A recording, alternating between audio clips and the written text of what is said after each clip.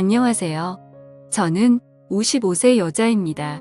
너무 억울한 일이 생겨 이렇게 사연을 보내게 됩니다. 몇십 년을 알고 지낸 시아 주버님네 부부가 알고 보니 짐승만도 못한 인간들이었어요. 저는 남편과 같이 제조업 공장을 운영하고 있었어요. 플라스틱을 만드는 공장을 하는데 업체에서 주문한 플라스틱 용기나 제품을 만들고 있죠. 이 공장을 하기까지 남편과 함께 정말 수도 없이 많은 좌절을 맛봤어요. 저나 남편이나 워낙 밑바닥부터 일을 시작을 했고 몸으로 부딪혀서 여기까지 오게 된 거였거든요. 남편은 공장 직원으로만 10여 년 넘게 일을 했고 공장장이 된 후로 저와 같이 공장을 인수받아 일을 했어요. 공장하면서도 별일이 다 있었는데 기계를 납품한다고 돈을 가져가고 안 가져와서 사기를 당한 적도 있었고 대금이 밀린 채 부도가 날 회사 때문에 저희 공장도 휘청한 적이 한두 번 있었어요. 그렇게 몇 번의 고비를 겪고 나서 인건비라도 아껴보겠다며 저도 같이 공장에 나갔고 명절을 제외한 나머지는 매일같이 공장으로 출근을 해서 살다시피 했습니다. 주변에 같이 일하시는 분들도 다르지 저희 부부한테 어쩜 그렇게 열심히 사냐고 했어요. 그 정도로 악착같이 살았습니다. 이렇게 살다 보니 또 그만큼의 보상도 뒤따르더라고요. 지하 월세방에서 살던 내 식구가 큰 평수는 아니지만 32평대 아파트에서 살게 되었고 두 딸들 대학까지 다 보낼 수 있었어요. 그래도 아직까지 애들 생각하면 마음이 아픈 게 저희 부부는 돈 번다고 매일같이 공장에 나가 있었으니 제대로 같이 시간을 보낸 적도 없었어요. 딸 둘이서 알아서 다 밥 차려 먹고 설거지 해놓고 그랬죠. 그렇게 저희 공장이 어느 정도 자리를 잡혔을 때 남편의 형인 아주버님이 저희한테 일을 같이 좀 하자고 하시는 겁니다. 이 아주버님으로 말할 것 같으면 평생을 저희한테 손을 벌리고 사신 분이세요. 맨날 사업한다고 돈 좀 빌려달라 해놓고 돈도 안 갚으시고 장사한다고 돈 좀 빌려달라고 하면 1년도 안 돼서 다 말아먹으시는 분이셨죠. 얼마나 뻔뻔한지 돈 좀 갚으라고 하면 가족끼리 야박하게 무슨 돈을 갚냐고 하셨어요. 워낙 저희 남편 성격이 착해 빠지고 정이 많아서 시댁 식구들이 죽겠다고 죽는 소리 하면 다 도와주곤 했어요. 남편의 이런 성격이 남들한테는 100이어도 저한테는 0점이었네요. 그리고 아주버님이 이렇게 덕이고 만장했던 게 시어머니가 한몫하셨는데 저희 어머니는 본인 큰 아들이면 아주 사족을 못 쓰세요. 같은 아들이어도 장남이 최고라며 장남이 하는 말이면 무조건 다 맞다고 하셨죠. 한 번은 시어머니가 저희 남편한테 네 형이 지금 돈 때문에 힘들어하는데 동생이라면 형님이 돈 좀 쓰세요 하면서 얼마 주워주고 그래야지. 너는 공장하면서 돈 벌고 있는데 네 형은 지금 직업도 업장이야 하시는데 저는 그런 어머니한테 안 된다고 했어요.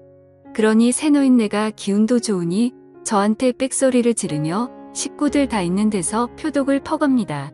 너는 남의 집 식구 주제에 네가 뭔데 돈을 줘라 말아라 하고 있어. 겁대가리 없이 우리 큰아들이 하는 일에 업혀가면서 그 공장이 네 공장이냐 너는 그냥 쥐 죽은 듯이 시키는 거다 해라. 어딜 남자가 하는 일에 나서고 있어 하셨어요. 그러니 형님도 말했습니다. 동서 참말 서운하게 한다. 아니 공장하면서 돈 좀 벌었다 이거야 뭐야. 지금 우리 애들 아빠 직업 없다고 무시해. 대단한 게 하는 것도 아니고 그깟 공장하면서 사람이 한결같아야지 참 쏙 보인다 하시는데 근데 저도 그런 형님한테 그럼 형님이랑 아주버님은 사람이 한결같으셔서 그동안 저희한테 빌려간 돈 한결같이 안 갚고 계시는 거세요. 형님야말로 그 밥에 그 나물이라고 아주버님하고 똑같으시네요. 했어요. 매번 참고만 있었는데 할 말 다 했죠. 그러니 제 말이 끝나자마자 시어머니 신고 있던 슬리퍼를 저한테 던지면서 나가라고 소리를 치셨어요. 그렇게 못 베어먹은 애가 집에 들어오니 눈에 뵈는 게 없지 하셨죠. 그러면서 너는 이런 대우받아도 싸다 하셨네요. 시댁 식구들 다 이런 식이었어요. 결국 남편은 본인 형을 직원으로 채용을 했어요.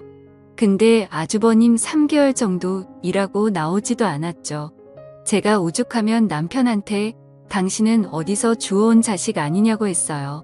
그나마 남편이 제일 멀쩡했거든요. 그러다 제 나이 50대던 해 남편과 슬슬 노년을 계획해야 할 때 커다란 시련이 닥쳐왔습니다. 저희 남편이 하늘나라에 가게 되었어요. 급성 심근경색으로 사망을 하였는데 공장에서 혼자 있다가 그렇게 된 거였어요. 하필이면 그날 저희 둘째 딸이 대학 근처에 자취방을 알아봐야 돼서 제가 수원으로 올라가야 했거든요.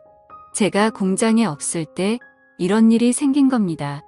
옆 공장 사장님이 저희 남편한테 같이 점심 먹자고 하러 갔다가 사무실에서 남편을 발견했고 저한테 연락이 왔어요. 저는 그 얘기를 듣자마자 바로 내려갔고 남편이 있는 병원으로 갔는데 이미 시간이 많이 지난 상태였다고 하더라고요. 그날 제가 딸한테 안 갔더라면 남편을 살렸을 텐데라는 후회가 정말 물 밀듯이 밀려오고 죄책감까지 들었어요. 그리고 남편 장례식장에서 또 한 번 시댁 식구들과 한바탕 난리가 났어요. 쓰레기 같은 단토도는 무부와 시어머니가 저희 남편 장례식장에서까지 돈 얘기를 했더라고요. 장례식장 식사하는 데서 셋이서 쑥덕거리는 걸 제 친구가 듣고 저한테 얘기를 해줬는데 정말 장례고 뭐고 죄다 뒤집어 엎어놓고 싶었습니다. 여태까지 아주버님이 저희 부부한테 빌려간 돈이 총 7천만 정도 되었거든요. 근데 그 7천만 원 얘기를 하며 엄마 내가 둘째한테 빌린 7천만 원은 이제 안 갚아도 되는 거겠지라고 했대요. 그러니 시어머니가 아주버님을 팔로 슬쩍 치시냐 당연하지. 그 돈은 안 갚아도 되는 거야. 평생 그 돈 갚으라는 소리 들었는데 이제 둘째까지 죽은 마당에 그걸 뭐하러 갚냐라고 하셨다네요. 그러니 형님도 어머 그럼 우리 그 돈 안 갚아도 되는 거야. 우리 완전 개탄내 하면서 7천만 원 안 갚아도 되는 대신 상주 역할 톡톡 해야겠네 라고 하셨대요. 그러니 아주버님이 그의 7천만 원 대신 둘째 가는 마지막 날까지 옆에 잘 있어주면 되는 거야 라고 했대요. 진짜 이 인간들 사람인가요? 이 판소리 짓거렸으면서 시어머니는 장례식장 오자마자 주저앉으면서 대성통곡을 했고 저한테는 너 때문에 우리 아들이 죽었다며 우리 아들 당장 살려내라고 했었죠. 지금 생각하니 진짜 가증스럽기 짝이 없었네요. 그리고 화장터에서 난리치는 시어머니한테 어머님 이제 와서 우리 아들이라고요. 언제 저희 남편 아들 취급이라도 해주셨어요? 어머님한테 저희 남편은 돈 갖다 바치는 기계 아니었냐고요. 하니 아주버님이 재수식어 참말 이 심한 거 아니요라고 하는데 그런 아주버님한테도 아주버님도 그렇게 말씀하시면 안 되죠. 저희한테 가져간 돈만 자그마치 7천만 원이에요. 근데 애들 아빠 장례식장에서 8천만 원 안 갚아도 된다는 그딴 소리를 하고 있으세요. 하니 형님이 꼭 오시며 아니 솔직히 맞는 말 아니야. 서방님도 돌아가셨는데 우리가 갚을 필요는 이제 없긴 하지라고 하는데 그런 인간들한테 니들은 이제 남이라며 여기 있을 자격도 안 된다고 가라고 했어요. 나중에 후환이 두렵지도 않냐고 했네요. 그러니 아주버님이 본인 식구들이랑 시어머니 데리고 가다고요. 남편이 하늘나라 가서까지 이런 대우를 받는 게 너무 안쓰러웠어요. 그렇게 남편의 장례가 끝나고 저는 공장도 못 나가고 집에만 있었어요. 저희가 발주받은 물건은 옆 공장 사장님한테 남겼고요. 그렇게 2주 정도 지났을까요? 옆 공장 사장님이 급하게 전화가 온 겁니다. 그러면서 사장님 공장 내놨어요 라고 하는데 저는 무슨 소리냐고 했어요. 그러니 지금 어떤 사람들이 와서 견적 알아보고 시세 파지고 있는데 그 말 듣자마자 공장으로 달려갔고 아니나 다를까 아주버님네 부부가 떡하니 팔짱을 끼고 공장을 이리저리 돌아다니는 겁니다. 앞서 말했듯이 아주버님을 직원으로 채용했을 때 그때 아주버님이 저의 공장키를 가지고 있었거든요. 그게 화근이었죠. 그리고 제가 공장에 갔을 때 이미 공장에 있던 기계들은 어디 갔는지 온데간데 보이지 않았어요. 저는 아주버님한테 기계를 다 어디 갔냐고 했어요. 그러니 말 같지도 않는 소리를 하는 겁니다. 아, 그 기계가 오래돼서 기름칠이라도 다시 하려고 수리 맞겠어요 라고 하는데 아주버님 무슨 말 같지도 않는 소리를 하세요. 기름칠하려고 몇 톤씩 되는 기계를 옮겨요? 설마 기계 다 갖다 팔았어요? 라며 미친 사람처럼 소리를 질렀어요. 그러니 아니 재수 씨는 보름 동안 공장도 안 나온 주제에 책임의식도 없이 이제 와서 뭐 하자는 거예요? 이렇게 책임도 못 지는 공장 갖다 팔아버려야지 라며 내가 기계 팔았어요. 왜요? 라고 당당하게 얘기를 하는 겁니다. 저는 그런 아주버님한테 상욕을 하며 네가 진짜 사람 새끼냐고 했어요. 이런 말하면 당연히 안 되는 걸 알지만 이 상황에서 좋은 말이 나올 수가 없었어요. 니들이 뭔데 우리 부부가 평생 일길론 자리를 니들이 뺐냐고 했어요. 그러니 아주버님은 이 공장 이후에 재수식계라며 공장도 이렇게 방치해놓고 제대로 관리도 못하는데 이 공장 엄연히 우리 동생 거고 나는 우리 동생이랑 피가 섞인 형제야. 형제가 대신 공장 정리해주고 있었는데 이게 어딜 지금 나타나서 행패야. 행패는 왜 우리 동생 돈이 탑이나 한가라고 하는데 이 사람들 진짜 미친 게 아닌가요? 저는 아주버님 내 부부한테 니들 이거 범죄야. 범죄 니들이 지금 무슨 짓을 했는지 모르지. 뭐 동생 거라서 대신 정리를 해주고 있다고 법으로 그렇게 해도 된다고 그래. 니 이것들이 아주 콩밥 먹어야 정신을 차리겠네. 어딜 겁대가리 없이 남의 소유물에 손을 대하며 경찰서에서 보자고 했어요. 그리고 저는 곧장 경찰서로 갔고 아주버님네 부부 절도죄로 고소를 했습니다. 그리고 고소장이 접수가 됐는지 시어머니랑 아주버님 부부가 저를 찾아와서 기계 판돈 돌려줄 테니까 고소 취하하라고 하더라고요. 고소 취하 안 하면 우리도 가만히 안 있을 거라고 협박까지 하는데 저는 그런 인간 말종들한테 아이고 무서워라. 이젠 협박까지 하세요. 가만히 안 있으면 어쩔 건데요?